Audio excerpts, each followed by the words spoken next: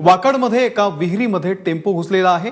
Hotel silver spoon या समोरच्या रस्त्यावर मध्यरात्री ही घटना घडलेली आहे। रस्त्याचं काम 1.5 वर्षांपासून रखडलेलं आहे आणि त्यातच आता रस्त्याच्या मधोमध विहीर आहे। त्यात रात्रीची वेळ होती आणि त्यामुळेच चालकाला काही कळण्याच्या आधीच हा टेम्पो विहिरीमध्ये पडलेला आहे। नाझीम मुल्ला आमचे प्रतिनिधी आपल्या सोबत आहेत।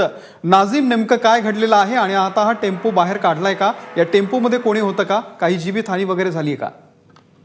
अमोल, वाकडमधली ही घटना मध्यरात्रीची आहे। हॉटेल सिल्वर स्पून म्हणून एक आहे, त्याच्या समोर विरुद्ध दिशेला हा रोड जातो। अक्षरा स्कूल पर्यंत हा रोड आहे।